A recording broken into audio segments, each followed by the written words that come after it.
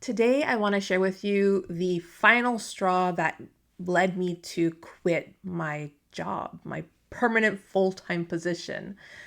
I'm going to do this in one take as a part of a challenge for myself to start telling more stories online and becoming more comfortable in front of the camera. So let's jump in. Let me take you back to February of this year. I was working within an agency as a therapist, and I knew that this job in that environment wasn't for me.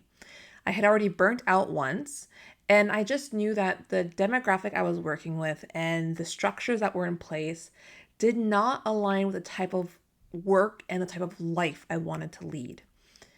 And I had already at that point started my private practice on the side, slowly growing. But I had told myself that I wanted to build up a wait list of therapy clients with the private practice before I left my full-time job. And sometimes it's recommended too that you have enough so that way when you make the jump, it's not financially difficult on you.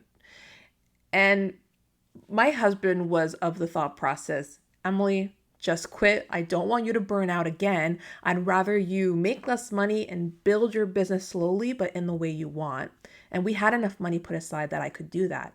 But I was like, no, no, no, that's not financially responsible. I'm going to stay with my business, my company, my agency until I have enough of a wait list. And I would have told you at the time that I was really just being pragmatic. I was doing this, it was a smart move to make. And I had even told my bosses that, I was in the process of building a private practice, but it wasn't going to be for at least 3 months. Like I had figured I'd be at that job for at least the next 3 months while I built up my private practice slowly. But that all changed on one February evening. At that job, I worked technically 8 a.m. to 4 p.m., but our schedules can move around because we needed to see clients in the evenings or early mornings sometimes, after school, for instance. I was working with a lot of school children and then also their families. And we were expected to work at least 1 to 2 evenings a week. So I would sometimes work until 7 p.m., 7:30. But because there wasn't like firm boundaries on how many evenings we should work, I kind of saw a bit more than that because I need firm boundaries. And when there's none, I really just defer to my bleeding heart and I just see more clients in the evening. And I had been doing that for a while, seeing clients in the evening for the whole time that I had worked with this agency. And on that February evening, it was about 6:30 p.m. and I am sitting in another room in the big office building. It's completely empty because everybody's gone for the day. And I am wrapping up my stuff. I'm sending my last little emails and my writing my last little notes and getting ready to leave to go home. And I glance down the time and I think to myself, wow, okay, another day where I don't get to have supper with my husband and daughter, and another day that I don't get to put my daughter to bed. And my daughter at that time was a year and a half. And I, at that point, was in the beginning stages of my slow living and authentic journey. And I was like all about my values. One of my biggest values is family and being present for family. And working with kids as a therapist, I knew that connection was the main thing that children need. And yet I wasn't living that value. Like I wasn't showing up for my family. And in that moment, I just felt such anger and shame and regret. And I'm like, what are you doing, Emily? What are you doing with your life?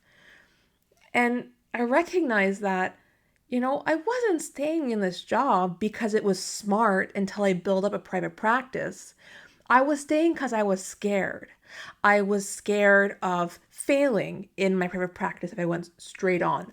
I was afraid of letting people down at my agency, either my colleagues, my bosses, my clients. I was afraid of not having enough money. Money scarcity is a big thing. I wanted that security and that safety with money. And so I was making fear-based decisions that were really negatively impacting me and impacting my family.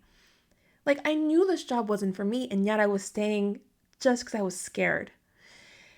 And at that moment, with those like strong emotions that I was feeling, I told myself, like, you can't continue like this. And if you don't act now, you'll push it back again. Because I knew that if I waited till the next day, I wouldn't feel those strong emotions anymore. And I would just be back at thinking about just money scarcity and rationalizing my choices. And so I knew in that moment I had to write my resignation letter. So I called my husband and I was like, I'm doing it. I'm doing it, Daniel. I'm quitting. And he's like, yeah, do it. I'm proud of you.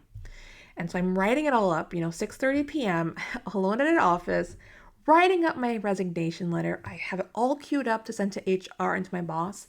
My finger is hovering over the send and I can't do it. And so I do what I usually do when I need a cheerleader, and I called my younger brother, Nicholas. He is 13 years younger than me, but he's like my biggest cheerleader. And I'm like, Nick, I'm going to quit. He's like, do it, go for it, woo, woo, woo. And I finally sent it. And when I was done sending it, I said bye to my brother and I would talk to him later. I just sat in my seat and it was like a wave rushed over me. And I was like, calmness and so much let go. It was like my body had been tense for so long and I just felt relief for the first time. I was proud of myself for doing it. I was terrified of the next steps, but I knew that possibly like not doing well in private practice would probably just teach me that, okay, that's not the right thing for me and I'll find something else. But I'd prefer failing at something than staying with something that I know isn't a right fit, that I know is making me miserable. And I recognized at that time that that's what I've always done. I've always stayed in jobs that I didn't really feel a connection to or didn't feel like they were a right fit because I was scared of leaving. And by the time that I was ready to leave, it was because I was so close to burnout that I just jumped to the next available job. And so the cycle continued. I never made choices out of what was best for me. I made choices out of fear or out of necessity, right? So fear-based choices like I'm staying, and necessity-based choices are like I gotta leave because I'm gonna burn out. So I'm just gonna like take a step to the side. And I always worked in the same types of companies. Like, what was I doing? And anyway, sorry, I'm getting a little bit remembering that time of my life. Not very long ago, like I said, February. And right now, what month are we? We just turned into September. And I gave my work a month, and that month was an easy month because I was letting go. It was like a process of letting go, and I've built up my private practice slowly. And this is like the best decision I've ever made in my life was quitting that job. And if anybody's watching that from there, I love you guys. Like, you're amazing. And I loved my colleagues and I learned so much, but it just wasn't a right fit. And it wasn't a right fit for me. You know it wasn't a right fit. And for you, it may be a right fit, and that's great. But for me, it really wasn't. What I'm doing right now is feeling right. What I'm doing right now is feeling right.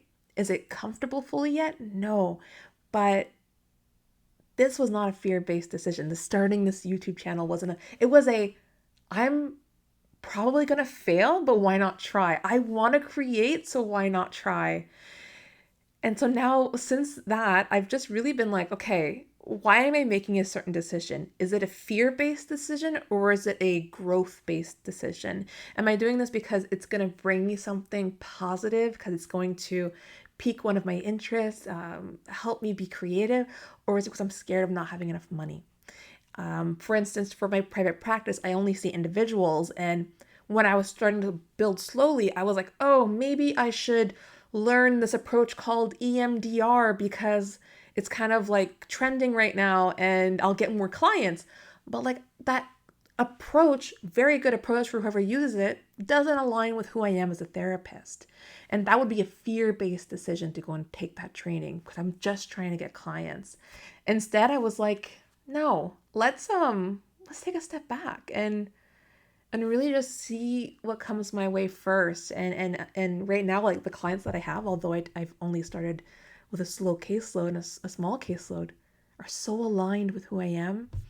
I really, really appreciate them. I really, really enjoy working with them. And that means the world to me. And people have seen me since I quit are like, who are you now? You look so happy. I'm like, I am. I'm happy. I'm so happy. Um, I'm not telling you to quit your job. Although if you're watching this, maybe you're thinking about quitting your job. This is not what I'm telling you to do. I work with people, like a lot of my clients are coming to me for work-based stress and stuff like that. And obviously I'm not telling them to quit their jobs unless, of course, it's like really necessary.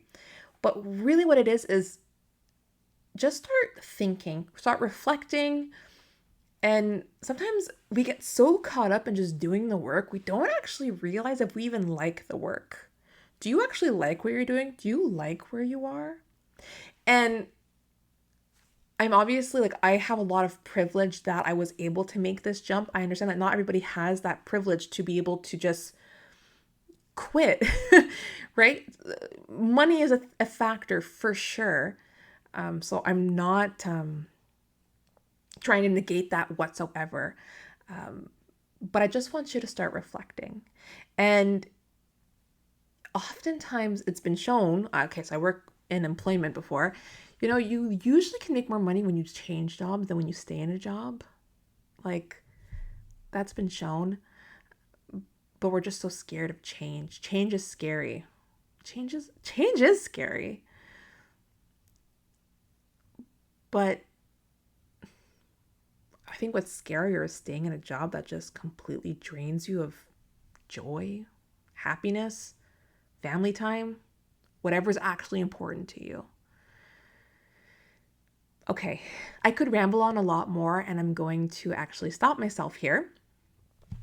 And if you enjoyed this video, I would love for you to subscribe to see more. I'll be posting some other structured videos later this week. And yeah, let me know if you have any stories from when you decided to finally quit that job that was just like, oh, it was time. I would love to hear them in the comments. And yeah, if you're wondering, this is filmed on my iPhone right now. I haven't used Sony. If you saw my last video, I have a Sony, but I haven't figured it out yet. So this will be like the last video on my iPhone setup for my office. I have a new setup coming up, so that's exciting. Okay, stop babbling. Goodbye.